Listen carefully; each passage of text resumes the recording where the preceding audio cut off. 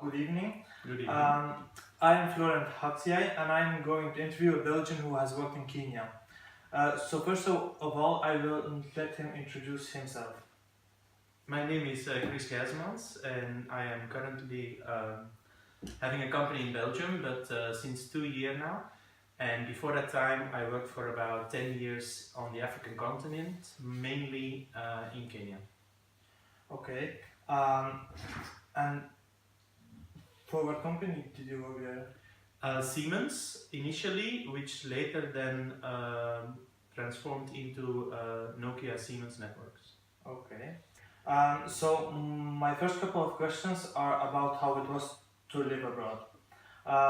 Did you have hobbies and were you able to maintain them, or did you find some new hobbies there? Well, it always depends, of course, where you're going to.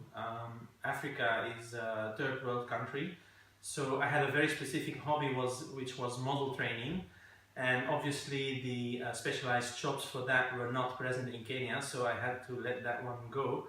But in terms of sports, for example, I mean, I'm saying Kenya is a third world country, but on the other hand, it's one of the most developed countries in the region. And we were in the capital Nairobi, so as such there was an abundance of things to do, especially when you like sports. I mean, you can do swimming, kite surfing, even water polo, horse riding, any regular sports was available there. In terms of specialized sports, it would be very difficult, so that one you have to give up in that case. Okay, and were you able to maintain your overall lifestyle you had in Belgium?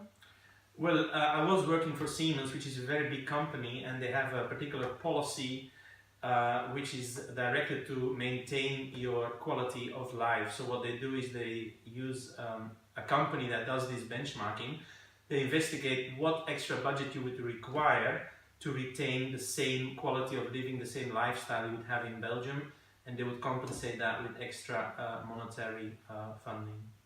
So we got enough funds to get a proper house, to get a decent car, and of course a very good health insurance. So in that sense, I didn't have to give up anything for that. And did you ever get homesick? Well, in my particular function, I was traveling frequently back to Belgium, about once a month, so I didn't feel it as such. So for me, it was no problem. Okay, so the main reason you moved there was for work, but did you decide it on your own, or? Well, I didn't actually decide it, I kind of rolled into it. I was running a project in Senegal and Kenya, and there became a need to support the local team. And in fact, I went there and became head of the project for a while. It was intended to be 6 months, but yeah, it ended up in being 10 years. So. Okay. Do you regret it? No, it is an enrichment of your life in very many ways, both mentally and how shall I say it, in your personal life you look differently at life and its surroundings. So it was a very interesting experience. Okay, and was there any difference in the job that you had here and the job that you had there, or was it pretty much? Well, the function, I mean, I had various functions over there, and yeah, it's a very different working environment. You also work with different culture, with different people. You know, it's not like you're going as an expat to Germany in my case. You're going to as an expat better to another country, a more exotic country, very different culture, very different religion and way of thinking. So in that sense, yeah, it was very different compared to what I was doing here. Okay, and did you also experience a lot of differences in business culture? Yes, very much. I mean, Kenya is a corrupt country as such. The government and the government institutions are often corrupted, and we were a very big company, so you are very visible, and in all kinds of ways they try to take advantage of that. So you have to surround yourself really with local support and local partners that have a local reputation. So to combat those things. But corruption was one of the main problems we had. But you get used to it and you know how to handle it. So as years progressed, you have a better way of responding, and you know which attitude you should take in those kind of situations. Okay. So I guess you had to adapt to a new kind of to a new kind of way of working, but did you also get to adapt to a new kind of lifestyle or the country on its own? Well, again, I keep on saying it was a third world country, so there is a particular advantage there. Labor cost is very cheap. So there was a time I had a very big house with a personal cook, a personal driver, personal gardener, and the budget for that is almost ridiculous. So there are very nice aspects to living in such a country, because you can live there like a very rich person would be here in Belgium. So with a limited budget, you have a lifestyle that is uncomparable with what we have here. Okay, so I guess it wasn't that hard then. No, it was not that hard at all. Okay, was there any eye-opening experience or something that you didn't expect? Well, yes. One that will always be sticking in my head is the way people. I mean, the Kenyans, they love life. Don't get me wrong, but I've seen so many people close to me, being it employees or friends, that just died at a very young age, or something else. In the years that we had many employees. We had over 40 employees, and several of them lost children. I mean, you don't have that here. When you have friends here or family, they have children. It's very rare that a child is lost. I can immediately off it can say there's at least 5 instances in those 10 years that staff or friends of mine lost their child. Also, people die young. I know people in their 20s that died. I know people in their 30s that died from illness, from freak accidents, or from just plain rob and kill. So life expectancy is different. I mean, you have to deal with it.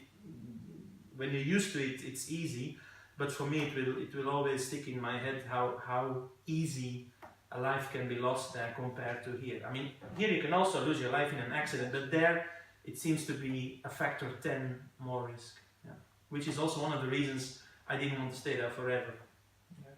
On such a location, there are inherent risks. As you get older, medical attention is less. People die in hospital of diseases they should not. I mean, you would not die. I mean, if you would, medical care here would have taken care of you. In Kenya, you run a risk that you simply don't make it. Yes. And the robbery. Here you get robbed, the chance that you get killed is very low. In Kenya, it's the other way around. Yeah, you get robbed. The chance that you lose your life with it is like a factor 10 higher than here. And accidents, the rules of the roads, they are there, but nobody respects them. So you're at a much more risk of getting severely injured or lose your life. Yes. Which of course nobody wants to experience. Right. Okay. So I think we have to come to an end now, but I have one last question.